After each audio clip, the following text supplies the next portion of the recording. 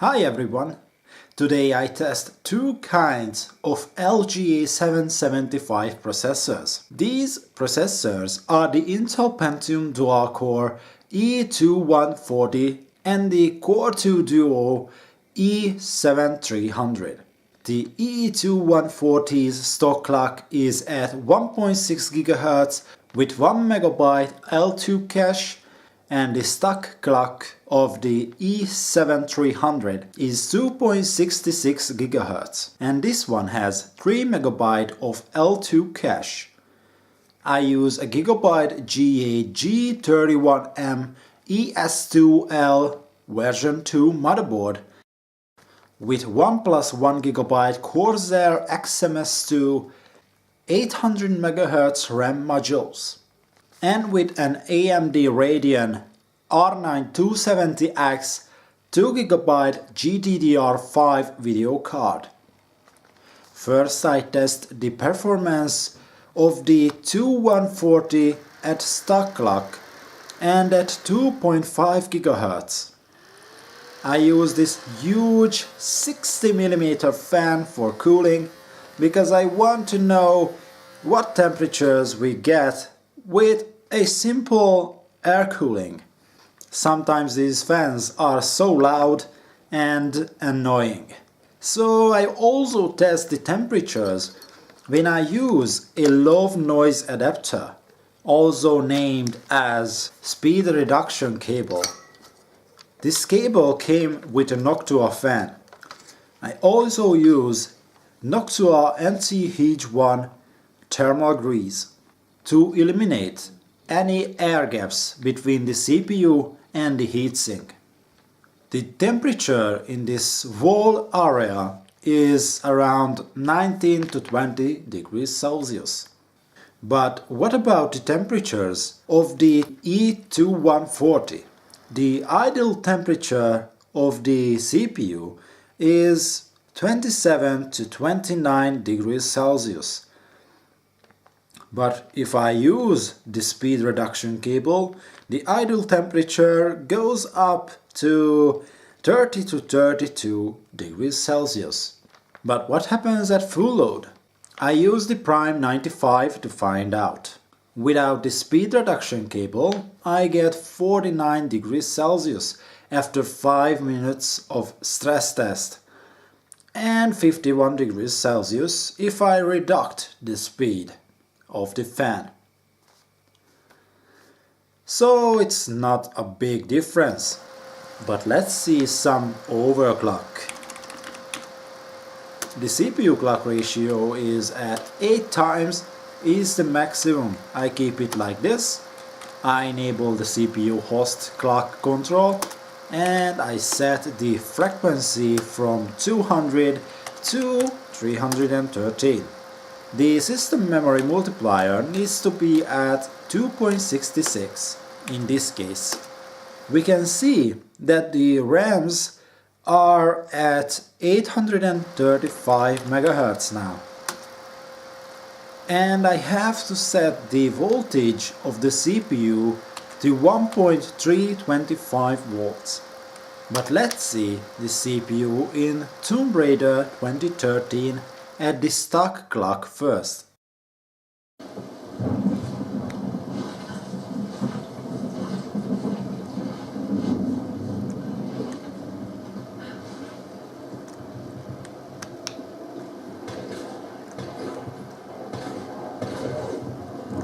As we can see, the CPU is not strong enough to run the GPU at 100% workload. So sometimes the game lags a bit, but it's playable. I don't say it can be better. I almost forgot to say that this game runs with almost the highest settings at 1920 x 1080. The pack's up there somewhere.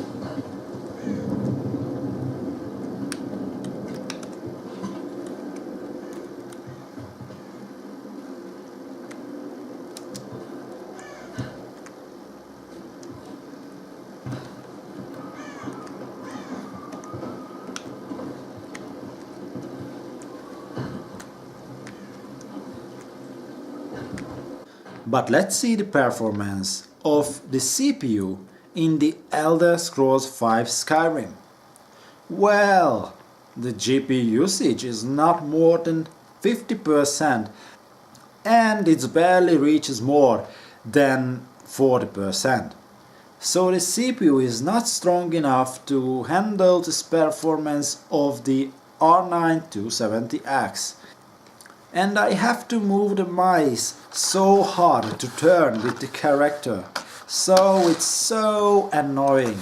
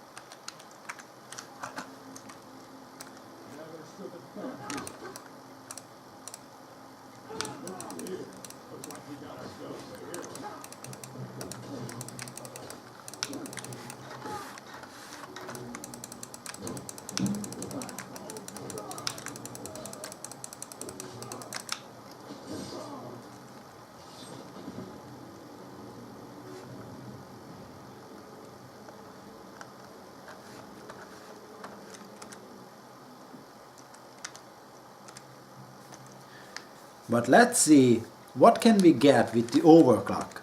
Now the CPU is at 2.5 GHz. So let's see what we get with this 56% overclock.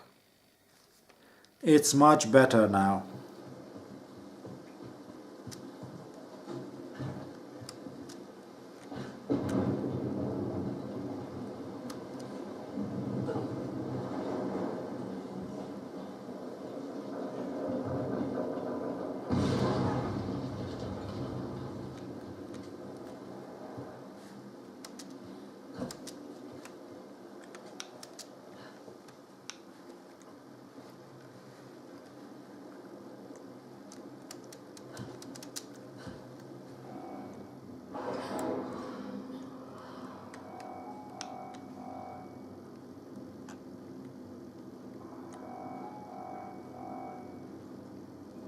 I just want the pack. That's all.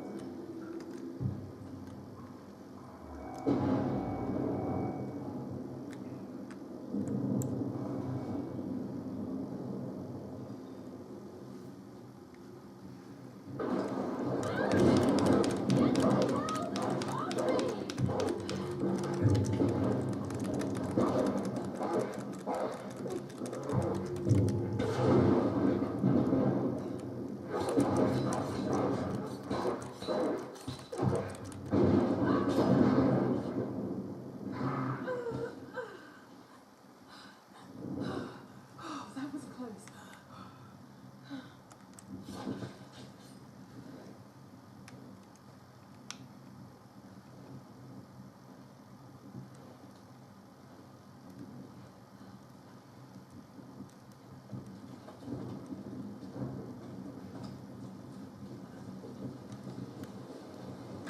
The CPU is not suffering anymore. It's so enjoyable, but what about the temperatures? The idle temperatures are almost the same like I got without the overclock. And at full load, the CPU is hotter with 2 degrees Celsius without the speed reduction cable. So it's not a big difference either. And what about Skyrim? Well, it's smoother, but I still get some lags, but it's still playable.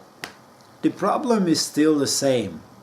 The GPU usage barely reaches more than 40%, so the bottleneck is still a huge problem.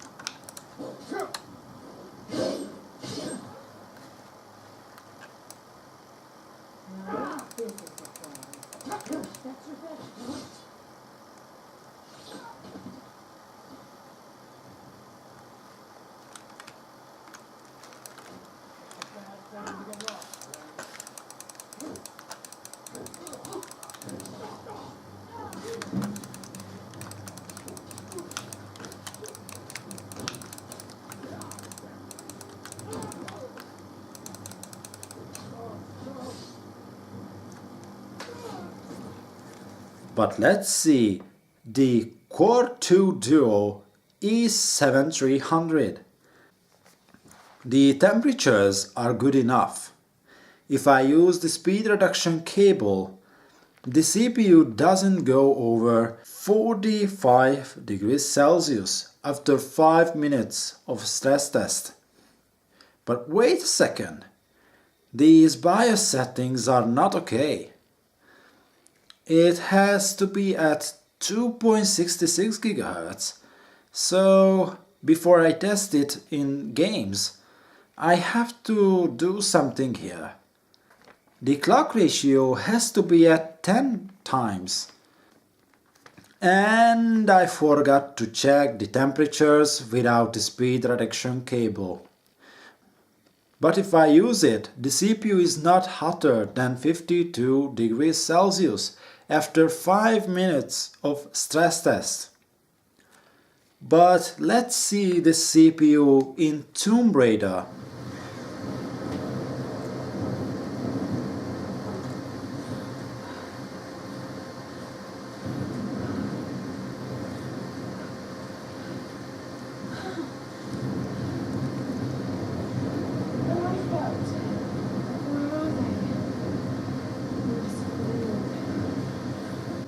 Like you see, it's smooth enough for an enjoyable gaming experience.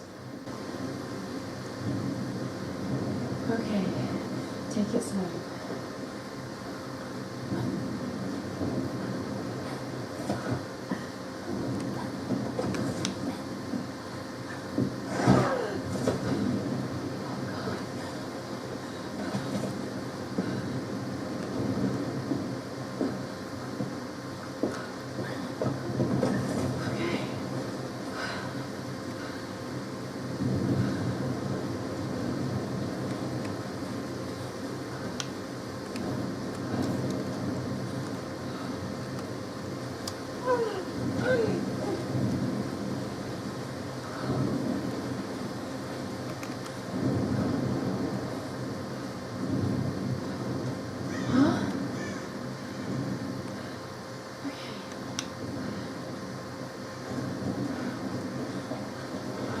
I can do this.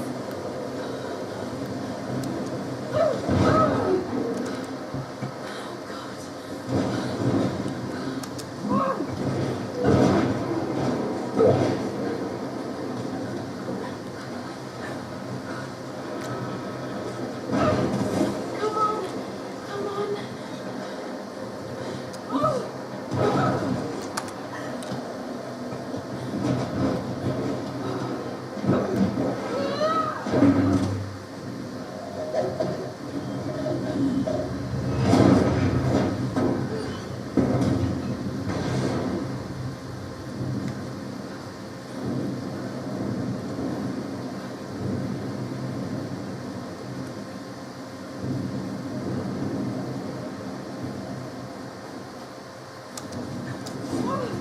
But let's see it in Skyrim.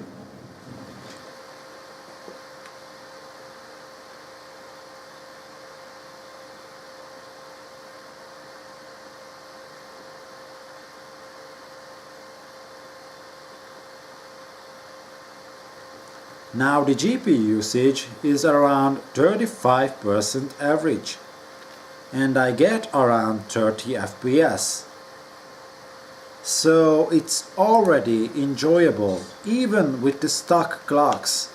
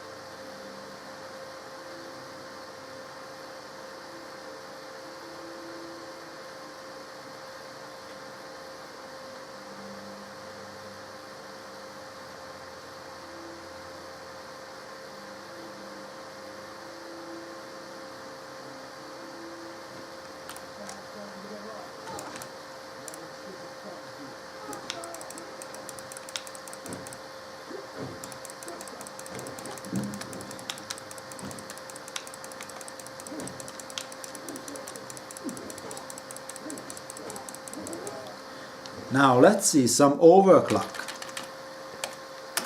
I set the CPU host frequency to 330 MHz.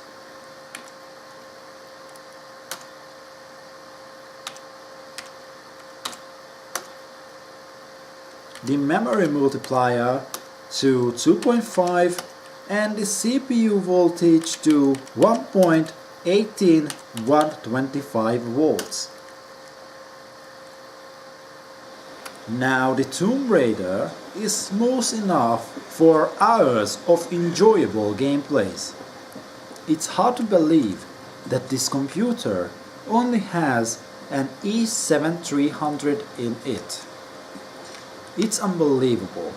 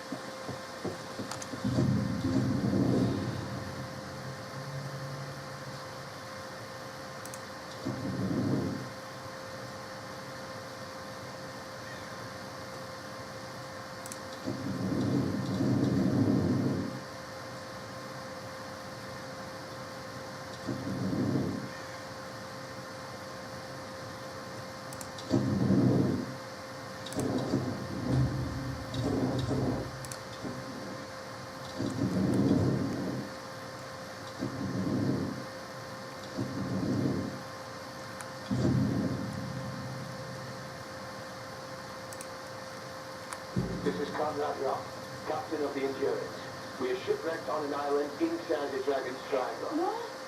Live. You're alive. Easy, easy. Are you okay? What happened? I remember the beach. Then it went dark and I woke up in a cave. There was this crazy mad rush and a dead body. Oh, God. Where are you now, love? Are you sick? It was so horrible.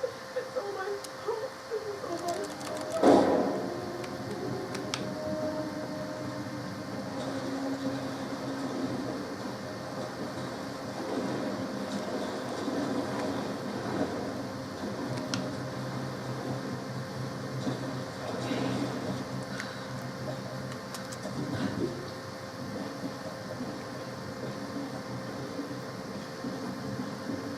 And the Elder Scrolls V Skyrim is also runs smoothly.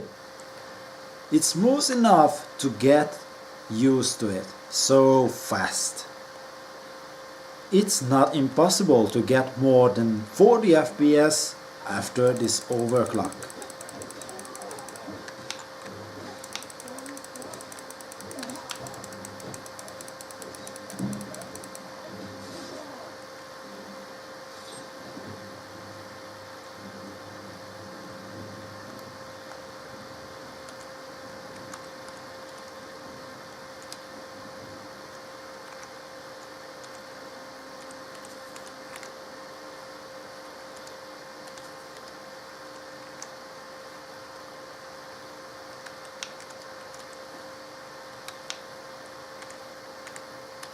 But what about the temperatures?